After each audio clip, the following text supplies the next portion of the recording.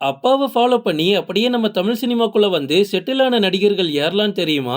லிஸ்ட்ல நம்ம ஃபர்ஸ்ட் பார்க்க போறது பிரபு. சிவாஜி கணேசனோட மகனா தான் பிரபு நம்ம தமிழ் சினிமாக்குள்ள அறிமுகமாகுறாரு. அவர் அப்பா மூலமா தான் இவருக்கு தொடர்ந்து பட வாய்ப்புகளும் கிடைச்சுக்கிட்டே இருந்துச்சு. அப்பா அளவுக்கு வரல அப்படின்னாலுமே அந்த காலகட்டத்தில் இருந்த நடிகர்களுக்கு பயங்கரமா டஃப் கொடுத்துட்டு இருந்தாரு பிரபு. தமிழ், தெலுங்கு, மலையாளம், கன்னடம் அப்படின்னு எல்லா இண்டஸ்ட்ரியிலையும் போய் கலக்கிட்டு இருந்தாரு பிரபு. பிரபு இப்போ மேக்சிமம் கௌரவ தோற்றத்துல தான் நடிச்சிட்டு இருக்காரு. ஆனா ஒரு 20-30 வருஷத்துக்கு முன்னாடி பிரபு நம்ம தமிழ் சினிமாவே கலக்கிட்டு இருந்த ஒரு ஹீரோவா இருந்தாரு. அவரோட கெரியர் லிஸ்ட் எடுத்து பாருங்க. மேக்சிமம் பிரபு ஹீரோவா நடிச்ச எந்த ஒரு படமும் அட்ரு ஃபிளாப்பாலாம் இருக்காது. மேக்சிமம் டீசென்ட் ஹிட்டா தான் இருக்கும். லிஸ்ட்ல நம்ம அடுத்து பார்க்க போறது ராதா ரவி. 40கள்ல 50கள்லாம் தமிழ் சினிமாவுல ஒரு நகைச்சுவை நடிகரா, ஒரு சூப்பரான ஹீரோவா, ஒரு பயங்கரமான வில்லனா நடிச்சு சும்மா மிரள விட்ட நடிகர் தான் எம்.ஆர். ராதா. தன்னோட படங்கள்ல சீர்திருத்த கருத்துக்களையோ, பிராமணர் எதிர்ப்பு கருத்துக்களையோ, திராவிட இயக்க கருத்துக்களையோ வெகுவா பரப்பி எம்.ஆர். ராதாவோட எதிர்ப்பாளர்களை பார்த்து ரசிக்கிற அளவுக்கு இவரோட நடிப்பு இருந்திருக்கு. அதுக்கப்புறமா எம்.ஆர். ராதாவோட மகன் ராதா ரவி முதலா கே. பாலச்சந்தரோட மன்மத லீலை அப்படின்ற படத்தின் மூலமா தமிழ் சினிமாவுக்கு அறிமுகமாகிறாரு. அதுக்கப்புறமா ஏகப்பட்ட படங்கள்ல நடிச்சுட்டு இப்ப வரைக்குமே ஒரு முன்னணி குணச்சித்திர நடிகரா வலம் வந்துட்டு இருக்காரு. அவங்க அப்பா அளவுக்கு ராதா ரவிக்கு ஃபேன் பேஸ் இல்லனாலுமே ராதா ரவி நம்ம தமிழ் சினிமாவுக்கு கான்ட்ரிபியூஷன் அதிகமாவே பண்ணிருக்காரு.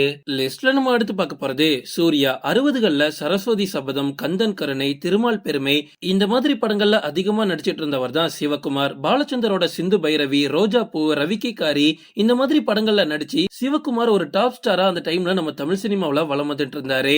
அவரோட மகன் சூர்யா சிவகுமாரையே ஓவர்டேக் பண்ற அளவுக்கு நம்ம தமிழ் சினிமா ரசிகர்களோட ஒட்டுமொத்த மனசையும் கொள்ளையடிச்சாரு. சூர்யா இப்ப வேணா டவுன்ஃபால்ல இருக்கலாம். ஆனா 2010 காலகட்டத்துலலாம் அவர் கெரியரோட உச்சத்துல இருந்தாரு.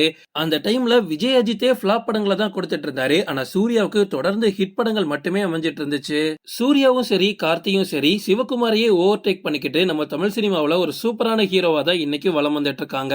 லிஸ்ட்ல நம்ம அடுத்து பார்க்க போறது அருண் விஜய். கிட்டத்தட்ட 400 படங்களுக்கு மேல தமிழ், ஹிந்தி, தெலுங்கு அப்படின்னு எல்லா இண்டஸ்ட்ரியிலையும் போய் கலக்கிட்டு வந்தவர் தான் இந்த பிரபல நடிகர் விஜயகுமார். இவரோட மூத்த மகன் தான் அருண் விஜய். விஜயகுமாரோட உதவியால தான் அருண் விஜய் நம்ம தமிழ் சினிமாக்குள்ளேயே நடிக்க வந்தாரு. ஆரம்பத்துல ஒரு சில படங்கள் நடிச்சாலும் அதுல பெருசா எதுவுமே ஹிட் ஆகல. அதுக்கப்புறமா சினிமா விட்டு ரொம்ப வருஷமா விலகி இருந்தாரு. அதுக்கப்புறமா என்ன எறிந்தால விக்டர் அப்படின்ற ஒரு கேரக்டர் பண்ணக்கூடிய வாய்ப்பு கிடைக்கும் போது அதை மிஸ் பண்ணாம சரியா பண்ணாரு. அந்த கேரக்டர் பண்ணதுதான் இன்னைக்கு இவரோட வளர்ச்சிக்கு காரணம். விஜயகுமார் எவ்வளவு சூப்பரான கேரக்டர் ஆர்டிஸ்ட் நமக்கு நல்லாவே தெரியும். ஆரம்பத்துல இருந்து இப்ப வரைக்கும் பாருங்க, அவர் பண்ண ஒவ்வொரு கேரக்டருமே மிரட்டலா இருக்கும். ஒரு செம போல்டான மனுஷன்னு சொல்லலாம். பட் அவரோட இன்ஃப்ளூயன்ஸை பயன்படுத்தியுமே அருண் விஜயால சக்சஸ்ஃபுல் ஆகவே முடியல. எப்போ விக்டர் கேரக்டர் பண்ணாரோ அதுக்கப்புறமா தான் இந்த கம்பேக். இப்போ வரைக்குமே தொடர்ந்து படங்கள்ல பிஸியா நடிச்சிட்டு இருக்காரு.